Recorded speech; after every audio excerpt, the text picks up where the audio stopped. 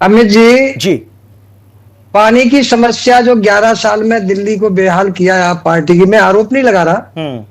ये दिल्ली की जनता कह रही है। हम्म। परंतु फरवरी 1925 में भारतीय जनता पार्टी की सरकार आई, नेताजी ने रेखा गुप्ता जी ने नेतृत्व संभाला दिल्ली का।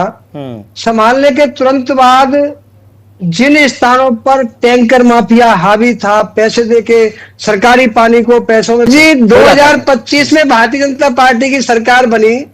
जो कमियां सबसे पहले थी, जिन इलाकों में टैंकर माफिया हावी था, सरकारी पानी को ब्लैक कर रहे थे, रेखा गुप्ता जी ने सीएम बनने के तुरंत बाद कम से कम 1300 टैंकर लगभग हरी झंडी देकर उन्होंने रवाना किया कि गरीब लोगों को पानी फ्री मुफ्त में अच्छा मिल सके। इसके बाद दिल्ली में लगभग 9 शोधन संयंत्र हैं, उनमें 1000 MGD पानी बनता है लगभग। दिल्ली को लगभग 1250 MGD पानी चाहिए। रेखा गुप्ता जी ने सबसे पहले यह कहा कि 250 MGD पानी कैसे बने। उन्होंने 3 संयंत्रों की योजना बनाई जिस पे काम चल रहा है। अब आप बात आती है जमुना की सफाई रेखा गुप्ता जी से पहले ही अफसर सक्रिय हो गए, जमुना की सफाई चालू हो गई जो 11 सालों में नहीं हुई थी। दिल्ली में छठ पूजा नहीं मन पाई थी, दिल्ली में भारतीय जनता लेकिन राम नरेश जी, आप इतने पढ़े लिखे इंसान है सर, आप भी जानते हैं बात कि प्रत्यक्ष को प्रमाण की आवश्यकता नहीं होती है सर।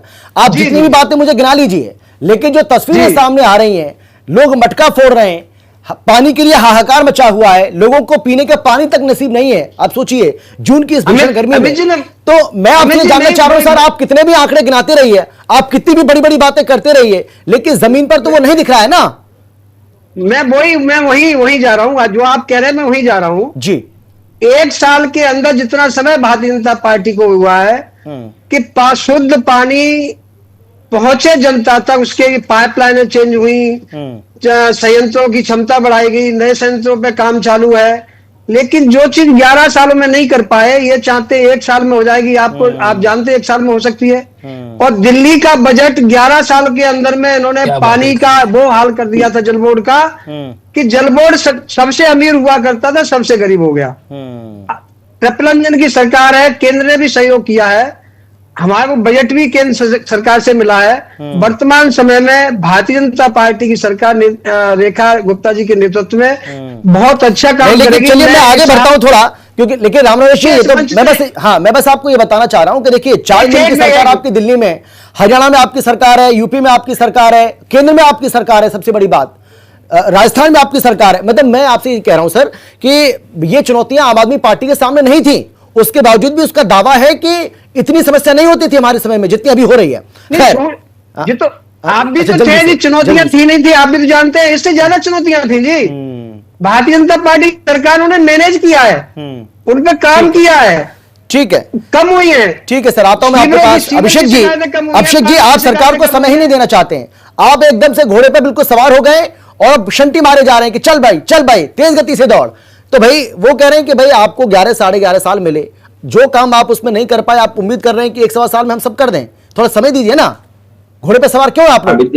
जी अमित जी, मेरे को याद है आपसे 1 महीने पहले भी हम आपके चैनल पे इसी मुद्दे पे डिबेट कर रहे थे। तब भी भाजपा के लोग यही बोल रहे थे, पिछले साल भी गर्मियों में जब इनकी सरकार थी तब भी इन्होंने यही बोला था कि जी अभी तो हम आए ही हैं, अभी हम इतनी जल्दी क्या कर लेते। हमने तब एग्री भी किया था कि चलिए इनको 3-4 महीने ही हुए, 3-4 महीने में बहुत मूल चूक कोई परिवर्तन हो नहीं सकता। लेकिन अमित जी, सोचने वाली बात तो ये है कि जिन इलाकों में बहुत करीब रहता हूं, नाले बराबर यमुना में पानी है, बस यमुना में जो पानी चल रहा है कोई बड़ी बात नहीं, 2-4 जगह से आप पैदल भी यमुना क्रॉस करके निकल जाओ, इतना बुरा हाल है। क्या हरियाणा में जो भाजपा की सरकार है वो दिल्ली को पानी नहीं दे पा रही? अब रेखा गुप्ता जी और जो हरियाणा के सीएम है उनकी आपस में बात नहीं होती? या अब तो इनके पास कोई बहाना ही नहीं है, ऊपर से लेकर नीचे तक इनके पास सरकार है। तो हरियाणा से आप क्या ये भी पानी नहीं ला पा रहे? परेशानी ये है कि पैसा तो इनके पास बहुत आ रहा है। जो भाजपा के प्रवक्ता बोल रहे थे वो बिल्कुल ठीक बोल रहे थे, केंद्र इनको भर भर के पैसा दे रहा है, लेकिन वो पैसा पब्लिक के लिए लगता रहा है। कोई तो किसी चीज में तो ये बता दे कि हमने पिछले 1.5 साल से हमारी सरकार है, हमने ये परिवर्तन कर दिया। बिजली के दाम इन्होंने बढ़ा दिए, पानी ये खुद नहीं दे पा रहे। यमुना सफाई के नाम पे क्या ढकोसलेबाजी है इन्होंने की, वो तो सबके सामने ही है। उसके अलावा सड़कों का हाल देख लीजिए, सीवर का हाल देख लीजिए, तमाम जितने इन्होंने वादे किए थे, अभी उन मुद्दों पे तो हम बात ही नहीं कर रहे जो इन्होंने टाइमलाइन से बिल्कुल सही बात है। 8 मार्च तक 2,500 रुपए आ जाएंगे, सिलेंडर आ जाएगा, बल्कि जिन लोगों को 8 सिलेंडर मिलते थे उनके भी सिलेंडर 4 कर दिए इन्होंने। तो भाजपा वाले पता नहीं किस मुंह से अपने चैनल पे डिबेट पे आके इस तरह की बातें करती है। कोई एक वादा तो बता दे जो इन्होंने। ठीक है सर, आता हूं मैं आपके पास, मैं लौटूंगा आपके पास। विक्रम जी भाई सिंपल सी बात है, 27 साल के जो गड्ढे हैं भाई उसको भरने में थोड़ा समय तो लगेगा। अब 27 साल के गड्ढे को भरने में आप उम्मीद कर रहे हैं कि भाई 1-1.25 साल में वो भर जाए, तो ये तो मतलब न्यायोचित नहीं है ना विक्रम जी। ये तो कहिए बीजेपी। अमित जी 2-3 बातें हैं आपसे साझा करना चाहूंगा, दिल्ली की जनता की हित की बात करना चाहूंगा। मैं चाहता हूं कि जनता का ध्यान भारतीय जनता पार्टी के उन वक्तव्यों पे जाए जो ये बोलते हैं।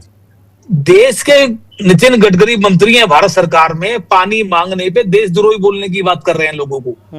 जो पानी मांग रहे हैं वो देशद्रोही है। एक बात।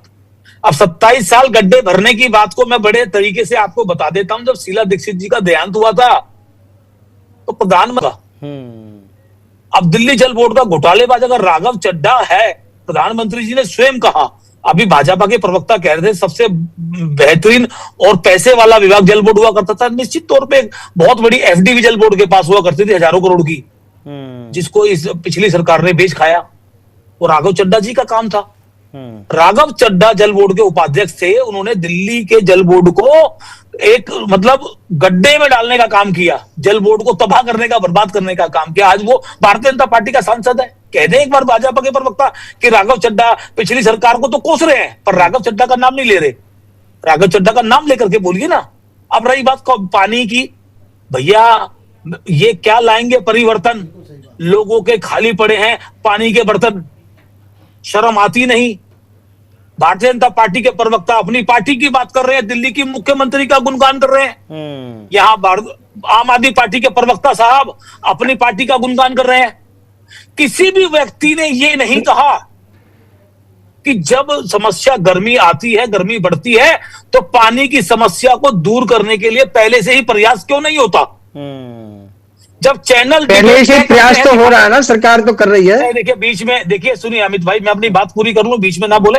ठीक है, पूरा करिए सर, जल्दी से पूरा करिए, उसके बाद बड़ी अच्छी बात आपने कहा, प्रयास होना चाहिए। अभी मानसून आता है, बारिश होती है, गड्ढे भर जाते हैं, गड्ढों में डूब के लोग मर जाते हैं, गड्ढों में गिर के लोग मर जाते हैं, बिल्डिंगों में आग लग जाती है, लोग मर जाते हैं, बिल्डिंगें गिर जाती है, लोग मर जाते हैं। लेकिन आप लोग तो जैसे प्रभु श्री राम का हनुमान जी नाम जपते थे, आप तो मोदी मोदी से रेखा को जपने का अलावा कोई काम ही नहीं बचा आपके पास। राम नरेश जी, शर्म आनी चाहिए, माफी तो सभी करते हैं सर। भाई आप भी तो राहुल गांधी, प्रियंका गांधी, सोनिया गांधी करते हैं, तो भाई अपने नेता की पुकार करते हैं, इसमें कोई बुराई नहीं है, इसको मैं गलत भी नहीं मानता हूँ। जवाब देता हूँ जल्दी सर। और मैं राहुल गांधी करता हूँ जब राहुल गांधी किसानों की बात करते हैं, अडानी अंबानी की बात नहीं करते।